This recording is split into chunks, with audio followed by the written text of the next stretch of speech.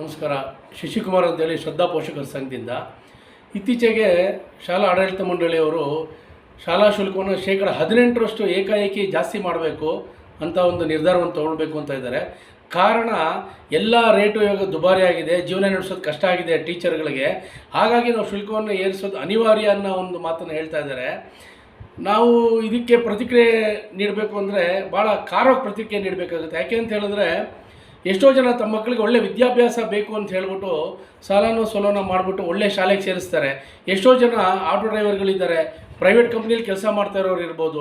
ಪ್ರತಿಯೊಬ್ಬರು ತಮ್ಮ ಮಕ್ಕಳಿಗೆ ಒಳ್ಳೆ ಜೀವನ ರೂಪಿಸಬೇಕು ಅಂತೇಳಿ ಶಾಲೆಗಳಿಗೆ ಸೇರಿಸ್ತಾರೆ.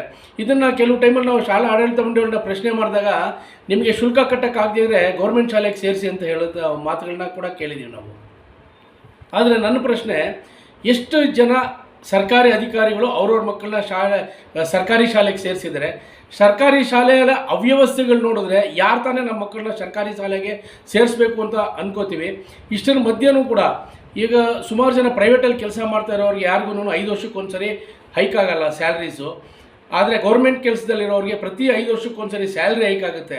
ಅವರು ಅಫೋರ್ಡ್ ಮಾಡ್ಬೋದು. ಬಟ್ ಪ್ರೈವೇಟ್ ಕೆಲಸ ಮಾಡ್ತಾ ಇರೋರಿಗೆ, ಆಟೋ ರಿಕ್ಷಾ ಓಡಿಸ್ತಾ ಇರೋರಿಗೆ, ಬಿಸ್ನೆಸ್ಸಲ್ಲಿರೋರಿಗೆ ಇದನ್ನು ಬರೆಸೋಕ್ಕೆ ತುಂಬ ಕಷ್ಟ ಆಗುತ್ತೆ. ಆ್ಯಕ್ಚುಲಿ ಎಜುಕೇಷನ್ ಡಿಪಾರ್ಟ್ಮೆಂಟಲ್ಲೇ ಒಂದು ರೂಲ್ ಇದೆ. ಆ ಶಾಲಾ ಆಡಳಿತ ಮಂಡಳಿಯವರು ಒಂದು ಪೇರೆಂಟ್ಸ್ ಅಸೋಸಿಯೇಷನ್ ಜೊತೆಗೂಡಿ ಒಂದು ಡಿಸಿಷನ್ ತೊಗೋಬೇಕು. 3 ವರ್ಷಕ್ಕೊಂದ್ಸರಿ ಅಥವಾ 4 ವರ್ಷಕ್ಕೊಂದ್ಸರಿ 5ರಿಂದ 10% ಶುಲ್ಕವನ್ನು ಜಾಸ್ತಿ ಮಾಡೋವಂಥ ಒಂದು ಪ್ರಕ್ರಿಯೆ ಇದೆ. ಆದರೆ ಇದನ್ನು ನನಗೆ ಅನ್ನಿಸ್ದಂಗೆ ಯಾವುದೇ ಶಾಲಾ ಆಡಳಿತ ಮಂಡಳಿಯವರು ಸಹ ಇದನ್ನು ಮಾಡ್ತಾ ಇಲ್ಲ. ಬಟ್ ಈಗ ಏಕಾಏಕಿ 18% ಶುಲ್ಕ ಜಾಸ್ತಿ ಮಾಡಬೇಕು ಅಂತ ನಿರ್ಣಯ ತೊಗೊತಾ ಇರೋದು ಬಹಳ ಹಾಸ್ಯಾಸ್ಪದ ಮತ್ತು ನಿಜವಾಗ್ಲೂ ಇದು ಭಾಳ ಸಂಕಟದ ವಿಚಾರ. ಶಾಲಾ ಆಡಳಿತ ಮಂಡಳಿಯವರು ಇಷ್ಟು ವರ್ಷ ಸಂಪಾದನೆ ಮಾಡಿದಾರಲ್ಲ, ಅದರಲ್ಲಿ ಒಂಚೂರು ಬಿಟ್ಕೊಡ್ಲಿ ಬಿಡಿ. ಪೂರ್ತಿ ಕ್ರೆಡಿಟು ಅಂತ ಪೂರ್ತಿ ಲಾಭ ಅವ್ರು ತೊಗೋತಾ ಇದ್ದಾರಲ್ಲ ಶಾಲಾ ಆಡಳಿತ ಮಂಡಳಿಯವರು. ವರ್ಷಕ್ಕೆ ಕೋಟ್ಯಾನುಗಟ್ಟಲೆ ಅವ್ರಿಗೆ ಆದಾಯ ಬರ್ತಾ ಇದೆ. ಜೊತೆಗೆ ಡೊನೇಷನ್ಸು ತೊಗೋತಾ ಇದ್ದಾರೆ. ಎಕ್ಸಾಮ್ ಫೀಸ್ ಸಪ್ರೇಟಾಗಿ ತೊಗೋತಾರೆ, ಟ್ಯೂಷನ್ ಫೀಸ್ ಅಂತ ಸಪ್ರೇಟಾಗಿ ತೊಗೊತಾರೆ.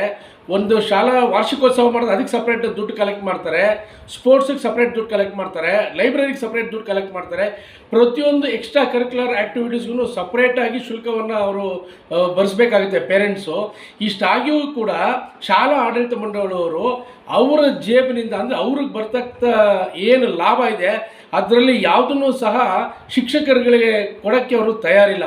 ಅದರ ಬದಲು ಆ ಹೊರೆನ ತಿರ್ಗಾ ಪೋಷಕರ ಮೇಲೆ ಹಾಕಬೇಕು ಅಂತ ಅನ್ಕೋತಾ ಇರೋದು ಭಾಳ ವಿಷಾದದ ಸಂಗತಿ. ಈ ನಿಟ್ಟಿನಲ್ಲಿ ಸರ್ಕಾರ ದಯವಿಟ್ಟು ಮಧ್ಯಪ್ರವೇಶ ಮಾಡಿ ಇದನ್ನು ತಡೆಗಟ್ಟಿ ಪೋಷಕರಿಗೆ ಮತ್ತು ಓದ್ತಾ ಇರೋ ಮಕ್ಕಳಿಗೆ ಅನುಕೂಲ ಮಾಡಿಕೊಡ್ಬೇಕು ಅಂತ ನಾನು ಈ ವಾಹಿನಿ ಮುಖಾಂತರ ಕೇಳ್ಕೊತಾ ಇದ್ದೀನಿ. ನಮಸ್ತೆ.